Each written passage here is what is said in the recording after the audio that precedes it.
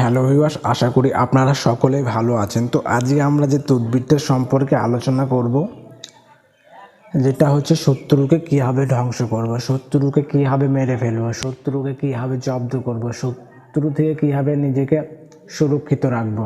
আজকে তারই একটা চমকদার তদবির, যেটা সহস্রবার হাজারোবার পরীক্ষিত। এখন ওইটাকে দিয়ে আমরা কাজ করে চলেছি, পরীক্ষিত।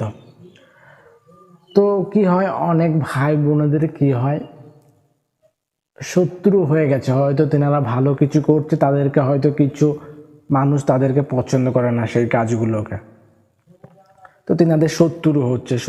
তারা সেই বন্ধুগুলো তাদের শত্রু যেহেতু হয়ে যাচ্ছে, তো তারা যখন বাইরে বের হচ্ছে তারা কিন্তু কোনো সেফটি পাচ্ছে না। তাদের একটা বোরিং ফিল লাগছে যে ও কিছু করবে, এ কিছু করবে, ও কিছু করবে। তো এরকম কিছু ফিলিংস আসে, তো অনেক ডিপ্রেশনের মধ্যে চলে যায়। তো আমরা আজকে এটাই শিখবো কীভাবে সেখান থেকে বেরিয়ে আসবো, যেন ওই শত্রুগুলো যেন আমার কোনো ক্ষতি না করতে পারে। তো আমরা তদবিরের দিকে এগোবো। তো আমরা তদবিরটা তো স্ক্রিনে দেখতে পাচ্ছি। এর নিয়মটা হচ্ছে যে এটাই, কারণ বন্ধু, নিয়ম ছাড়া কোনো কিছু হয় না।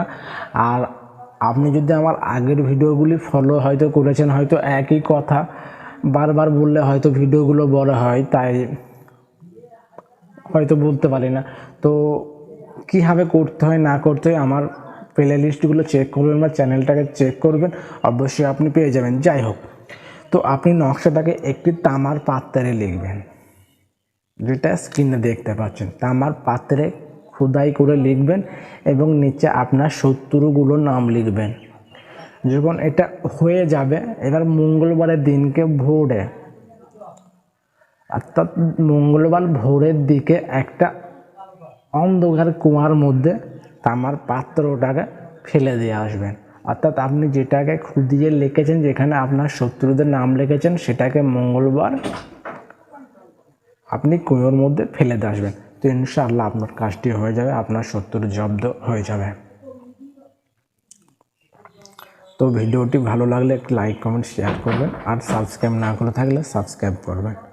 ধন্যবাদ, সবাই ভালো থাকবেন।